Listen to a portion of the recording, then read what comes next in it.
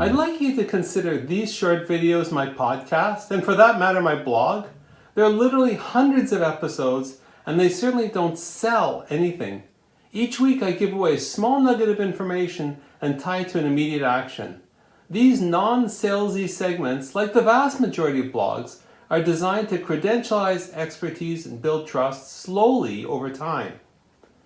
Interestingly, I received an email from a reader saying that he was about to unsubscribe to my blog, but he wanted to give me a chance and explain why in person.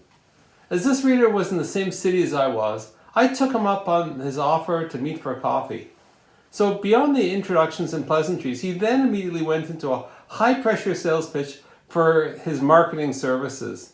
As the service wasn't needed, the meeting ended relatively quickly, and there was no follow-up email or phone call from him after the meeting. A few weeks later, this person unsubscribed to my blog. I didn't really shed any tears for the loss, but I thought a lot about that meeting. In retrospect, I did have a few important takeaways. The first is this: bait and switch is a bad networking strategy.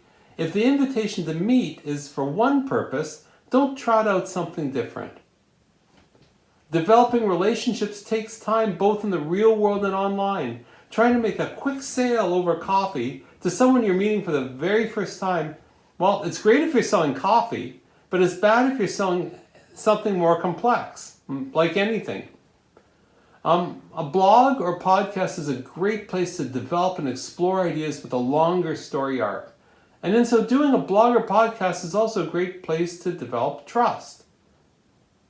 Another insight: the follow-up after a networking meeting is critical. Like any marketing initiative, a real-life meeting and a follow-up email are merely steps up the trust curve.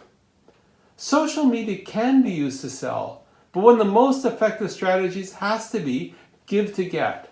The sale will take place, but only when you've demonstrated your expertise, earned the trust, and the buyer is ready to buy. And this takes time. So here's my challenge to you. Where does your blog or your podcast fit on the sell, no sell continuum? If you're not happy with where it is, make a change. And if you don't blog or don't have a podcast, look back at your favorite, well, besides this one, and evaluate it. Where does it fit on the continuum? And how would you feel if it was changed? I'm Randall Craig. I hope I got you thinking. If it resonates, please reach out at randallcraig.com.